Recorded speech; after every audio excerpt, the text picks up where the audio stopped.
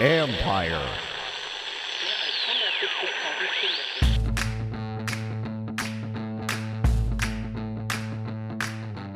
Hello and welcome to my podcast. Do me a favor, subscribe to the John Conn Report wherever you get your podcast. You're watching on YouTube, hit that like button, hit that subscribe button. You can find us there as part of Empire Media. That's AMPIRE. Always much appreciated when you tune in. And don't forget, you can read my work on ESPN.com. Today, it's just me and you, folks, as I'm going to talk about our first exposure to the Commanders in the OTA practice on Tuesday afternoon. So, got a lot of stuff from there just to kind of go over some impressions of some players that we haven't seen for a little while, and some we just saw a couple days ago. Anyway, but there's one little nugget of news that the Commanders had on Tuesday. They released quarterback Jake Fromm. No surprise when they drafted Sam Hartman. You knew, like, at the very least, they're competing for that, and that was the guy that they chose. They did not choose Jake Fromm. They inherited Jake Fromm, so they released Jake Fromm. They also chose Jeff Driscoll, who is also in competition for that number 3 spot behind Marcus Mariota and Jaden Daniels. So, again, not a surprise there at all. And they saw enough from Hartman in the rookie minicamp to say that, and listen, they gave him a good bonus, and they have there's guaranteed money there. It wasn't prohibitive, so you didn't have to do that, but they like what they saw, and they like what they heard and saw from Hartman throughout the draft process. So he then becomes certainly a guy that would take the Fromm spot, whether it's on practice squad or whether it's as a third quarterback on the 53-man roster. So there you go. Today, or as I record this on Tuesday, you can see I'm still in the bubble. A rainy day out here, folks. It wasn't supposed to be this wet, but it was. It was kind of an off and on drizzle, but they were able to practice outside. So it wasn't like this pouring downfall, something bad, just a light rain and throughout off and on throughout most of the 1 hour plus practice. So a couple of things. One, going to get into some Jaden Daniels, some Emmanuel Forbes, just some receiver stuff. A lot of the stuff, but one of the things too, to start with, the hype video or the little hype drill at the start of practice, wasn't sure if they're going to do it, the veterans or not, but they did. And I think it's, I always wonder what a veteran's going to feel about that. Like when you're doing that, it's Zach Ertz, it's your 12th year or whatever it is, and you're doing all this stuff before an OTA practice, but they're going to do it. And they did it today, and it was a little more than a minute, and they seemed to enjoy it. And one thing that Cliff Kingsbury, we talked to him after the practice, he said that if he becomes a head coach again, he's going to incorporate that drill because he's one of the more active guys in this, but he feels like it provides a lot of energy to start the practice. Now, all this stuff is great, it's still going to go as far as number 5 can take them, but it does provide more energy. And I've told you, like, that's the vibe in the building. There's more energy in there. And I think a lot of it stems from Dan Quinn. It's what he emphasizes. It's who he is, but it's also what he looked for in his assistant coaches, which is why you have a bunch of former players on this staff. And I think that kind of lends itself to that.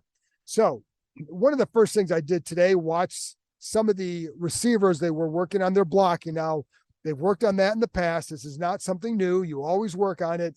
There was certainly an emphasis on it to start the practice today when they're doing their individual drills. But I'm bringing it up because to me, it's going to be a bigger part of the demand for what they have to do this year. I didn't think that it was, while they may have worked on it, were they as demanding about the execution of it as they needed to be? Because I'll be honest, like De'Ami Brown, I think he's a good blocker. I think everybody else was kind of inconsistent, including Terry McLaurin. I think he had to be a little bit more consistent with doing that aspect of it. But when you watch them, you're engaged with it, and they're working on, like, they have the receivers initially stand about a yard away from a guy holding a bag, and just kind of explode up into them. Then they would have them from about 5 yards away, and then work on breaking down about a yard and a half from them as Bobby Ingram, the receivers coach, would say, closing the cushion and getting to about a yard and a half, getting in position and then striking. So that way you're not overrunning it or you're going into them with the proper strength to make an effective block. And then the last one was they were about 10 yards away or so, and it was a mirroring drill. So the guy holding the bag would kind of go left to right, and the receiver would kind of go with him. Then they would just say strike, and so he'd fit the block, right?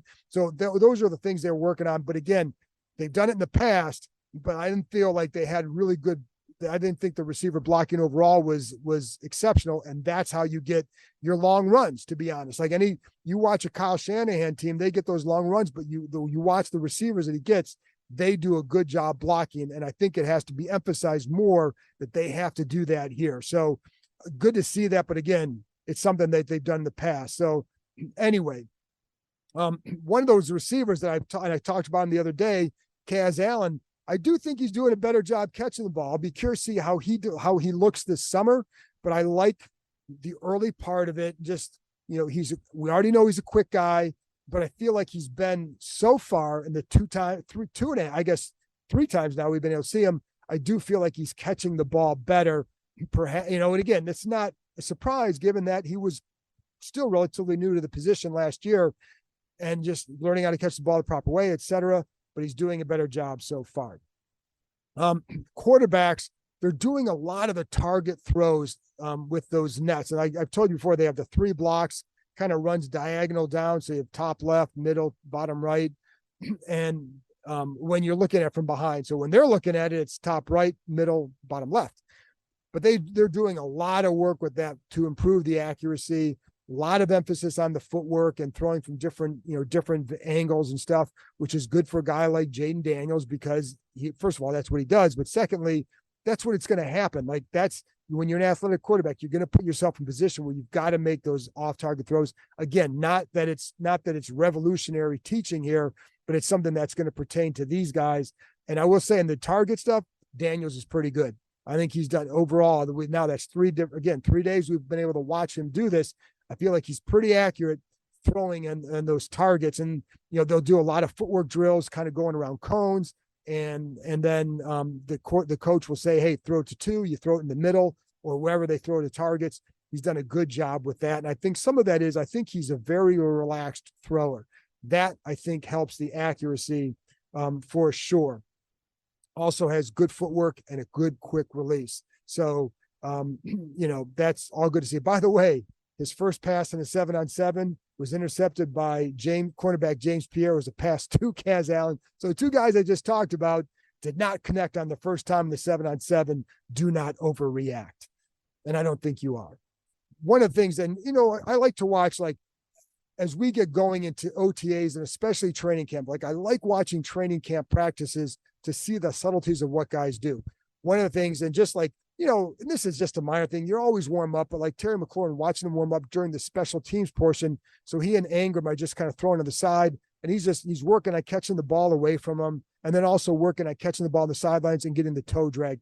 Little things that just kind of get you back in the mindset and just reinforces the habits of doing those kind of things. Trades, free agents, quarterbacks, and all kinds of adventures await the Commanders this offseason. Looking for an adventure of your own? The Adventure Park at Sandy Spring has you covered. The country's largest ropes course and zipline park, located in Montgomery County, Maryland, is now open. Named Best Amusement Park and Climbing Destination in the DMV 2 years in a row, the Adventure Park at Sandy Spring is perfect for birthdays, corporate outings, groups, and families. With challenges anywhere from beginner to expert, there is something for all skill levels. Anytime you're thinking about reaching new heights, make sure you know before you go. The Adventure Park at Sandy Spring is the only ACCT accredited park in Maryland or Virginia. Staying on the ground, give axe throwing a try.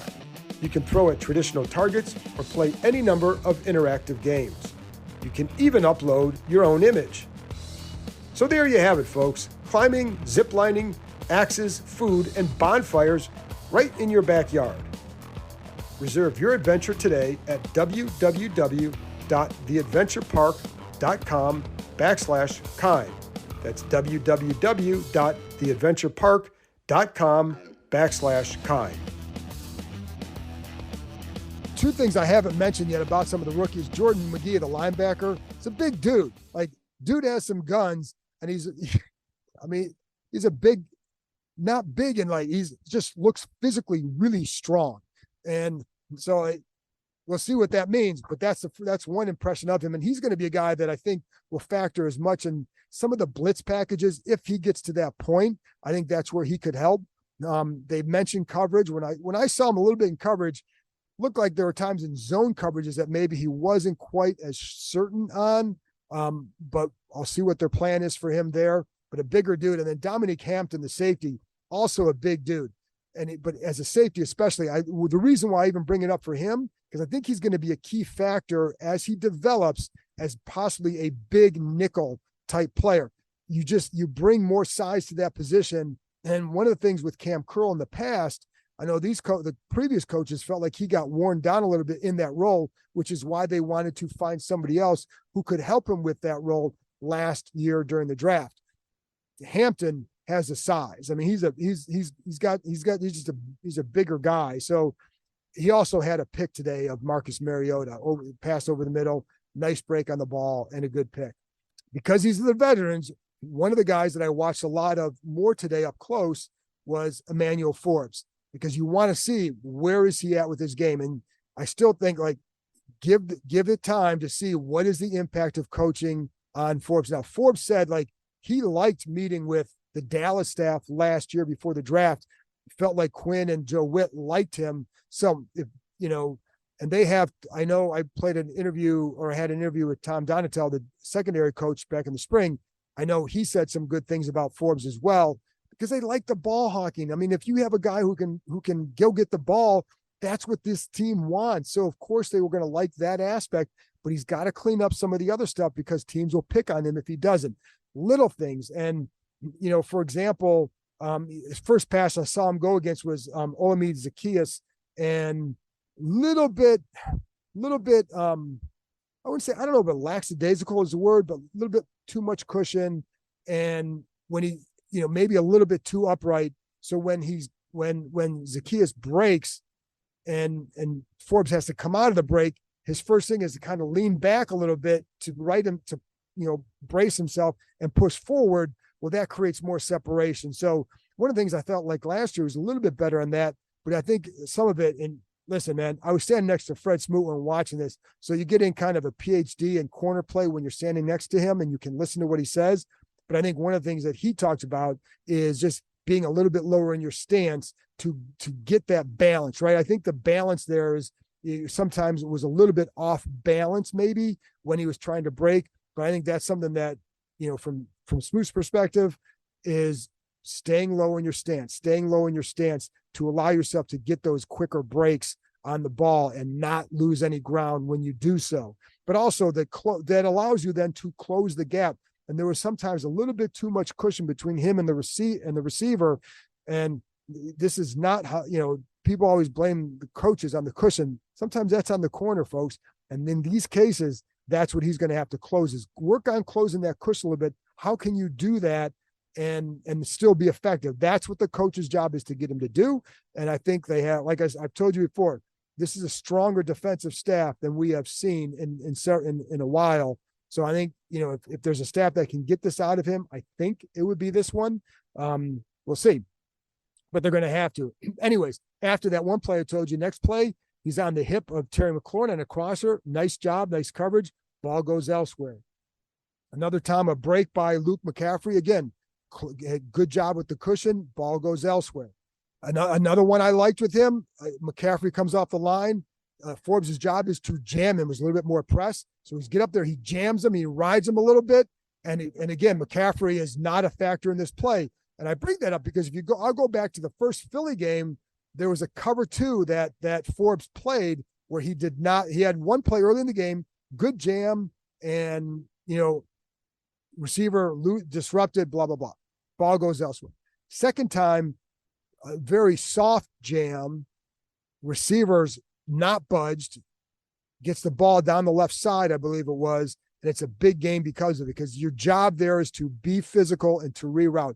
And if you're not going to do that, I don't think you're going to play. This group does not have to play him. Last group did because they drafted him, and you want to play him because he's a first-round talent.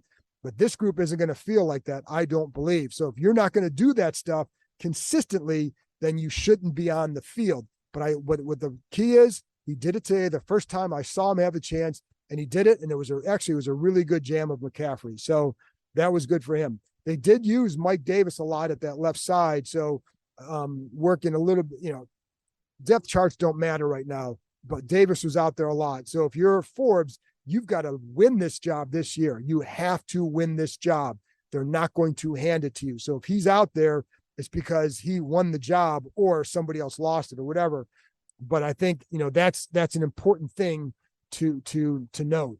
Then finally, Diami Brown did drive off Forbes on another one. Again, needs to play a little bit lower in his stance and maybe react a little bit quicker because that be ready to pounce. And I think that's, one of the things that this staff, when you talked to people on the staff last year in the building, was you get used to playing those SEC quarterbacks, which are good. But then you look at the quarterbacks he played, it's a different ball game in the NFL. So you've got to work to close that gap. You can't rely on some of those quarterbacks to be off target.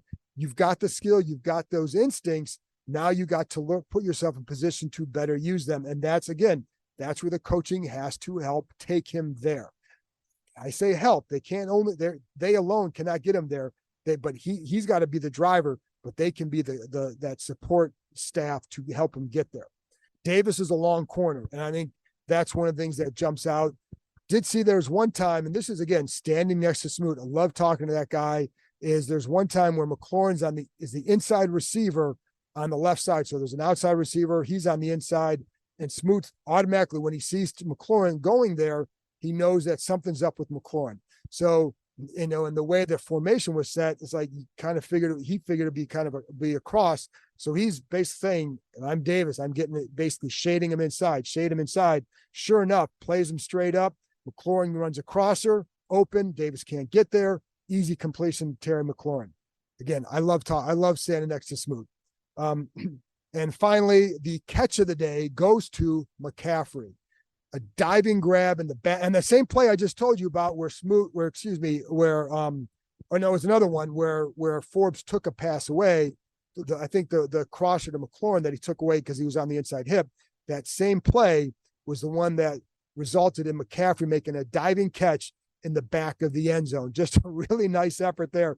And even Cliff Kingsbury later said that with McCaffrey, every drill, he's going full speed. So whatever he becomes, he's going to max out because of it. Probably drive some guys nuts a little bit because of that full speed. Not everybody's going full speed during the OTA, during the spring OTAs for sure. But that's how that guy's going to, again, whatever he does, he'll max out because of that sort of mindset and behavior. But then after practice, we got to talk to a few players, going to talk about some of this stuff, including leadership in a future podcast. But we talked to Zach Ertz, and he said one of the things that he likes about what he's heard from Dan Quinn is that putting ownership on the players. The coaches can help you. They're there to, and Quinn has said this, they're there to support them, but the players are the ones that have to decide how good do you want to be? What extra things do you want to do to help get you there? And he's talked about, he's been on really good teams. He's been on some teams that aren't so good.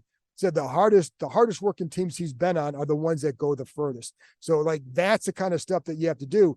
When Warren Sapp would come in here and he would work with the defensive line, one of the things he would talk about is when they were in Tampa Bay, how they would, as a group, decide to stay after to work on various things. And I think that's something you're going to want to start to see more of if you really want to go somewhere. So those little things that you put in that get you there. And Ertz also said that, he certainly feels refreshed being here. I think just being in the energy that is here right now. And he said that every coach, it's not just Quinn, said every coach is bringing the juice. So there you go. Cliff Kingsbury talked about Jaden Daniels, of course.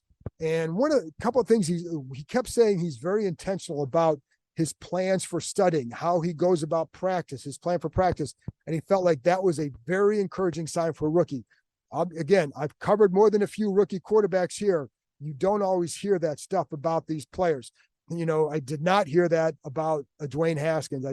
Really didn't hear that about, you heard a lot of things about what Robert could do, but I didn't hear that he had a plan for this. He had a plan for that. Robert worked hard very much off and all the other stuff and getting him being physically ready, etc.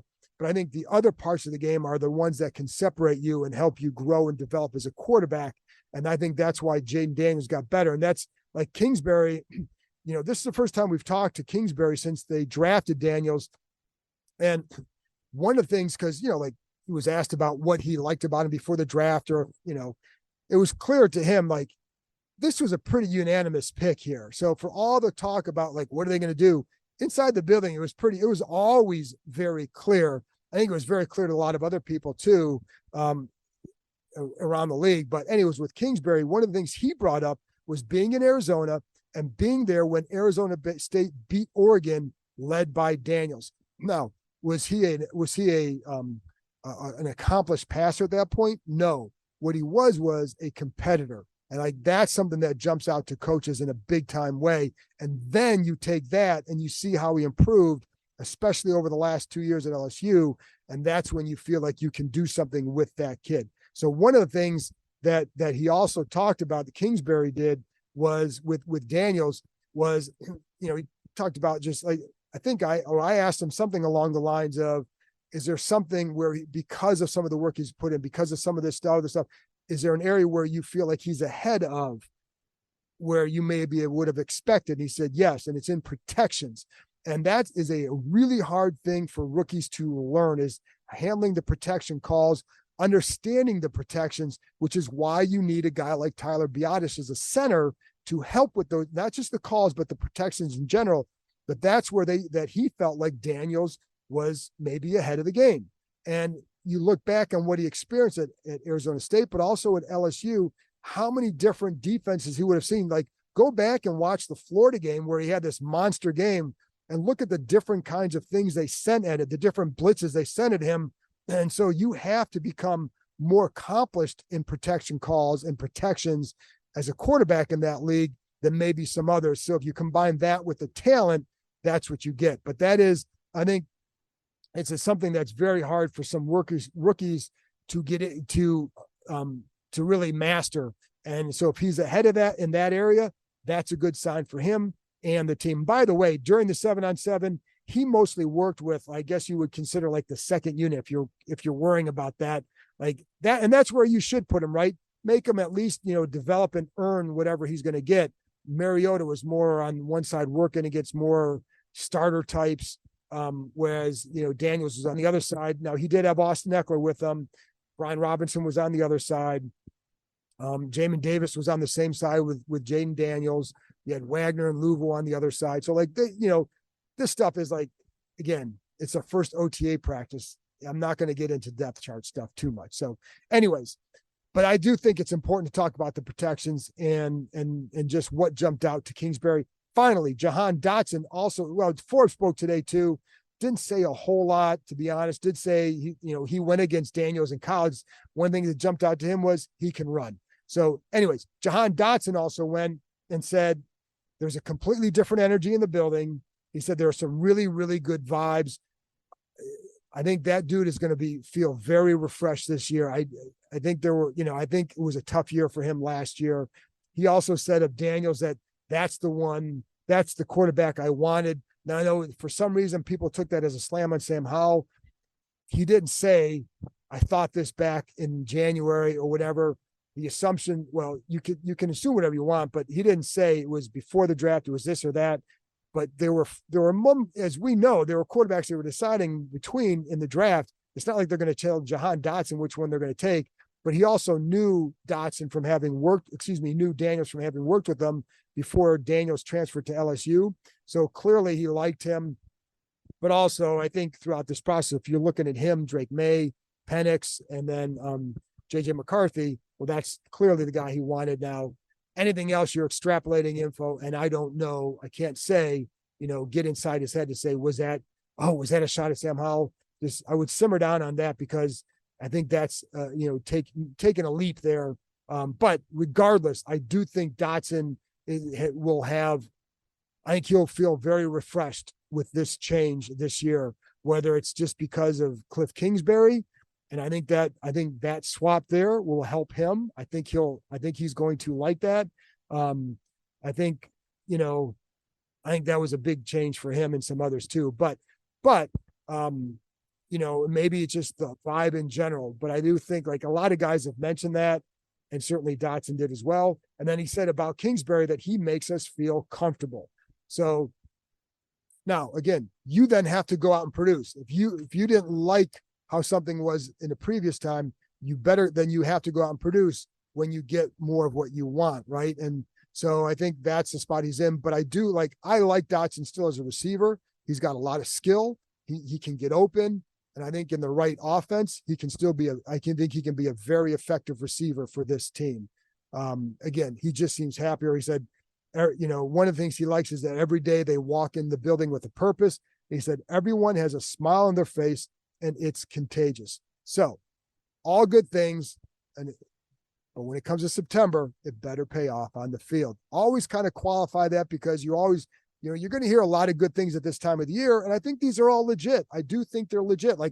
Anytime there's a coaching change, you're going to hear and see it.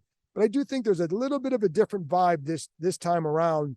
And some of it is, I think a lot of people are ready to move on from the past and just all the stuff they had to deal with over the last 4 years.